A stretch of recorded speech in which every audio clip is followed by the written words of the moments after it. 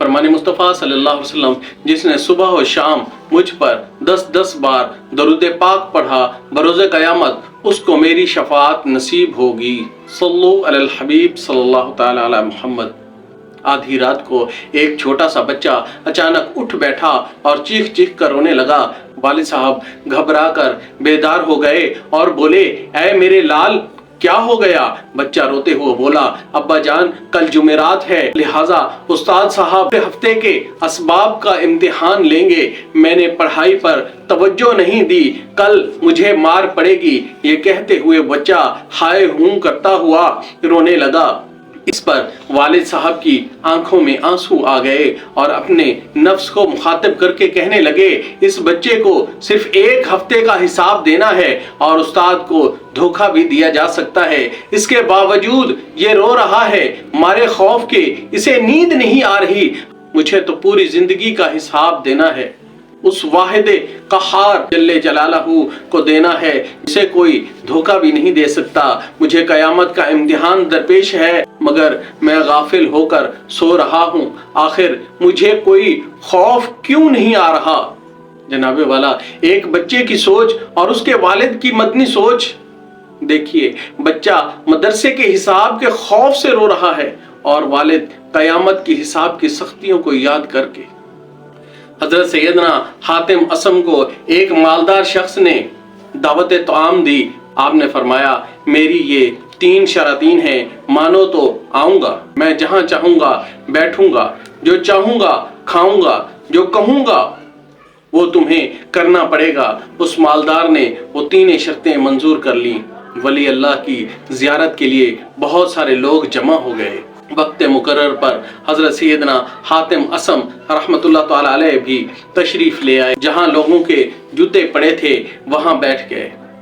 جب کھانا شروع ہوا، حضرت سیدنا حاتم اسم رحمت اللہ تعالی علیہ نے اپنی جھولی میں ہاتھ ڈال کر سوکھی روٹی کا ٹکڑا نکالا اور تناول فرمانے لگے۔ جب سلسلہ طعام کا ختم ہوا، میزبان سے فرمایا، چولہا لاؤ اور اس پر توا رکھو۔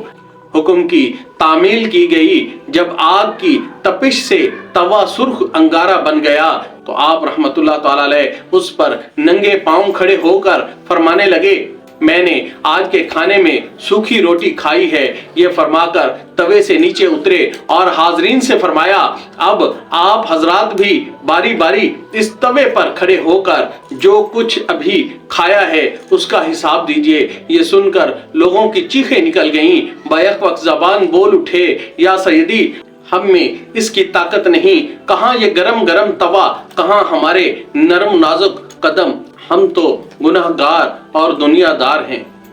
آپ رحمت اللہ تعالی علیہ نے فرمایا، جب یہ دنیاوی گرم توے پر کھڑے ہو کر آج صرف ایک وقت کے کھانے کا حساب نہیں دے سکتے تو کل بروز قیامت آپ حضرات زندگی بھر کی نعمتوں کا حساب کس طرح دیں گے؟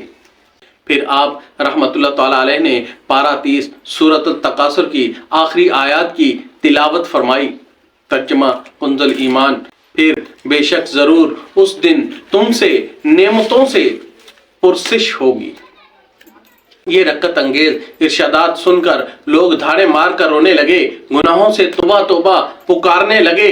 اللہ عز و جل کی ان پر رحمت ہو اور ان کے صدقے ہماری مغفرت۔ ہم خواہ روئیں، ہنسیں، جاگیں یا غفلت کی نیند سوئیں، قیامت کا امتحان برحق ہے۔ ترمذی شریف میں اس امتحان کے بارے میں فرمایا گیا ہے، انسان اس وقت تک قیامت کے روز قدم نہ ہٹا سکے گا جب تک ان کے 5 سوالوں کے جوابات نہ دے لے۔ تم نے یہ زندگی کیسے بسر کی، جوانی کیسے گزاری، مال کہاں سے کمایا اور کہاں خرچ کیا، اپنے علم کے مطابق کہاں تک عمل کیا۔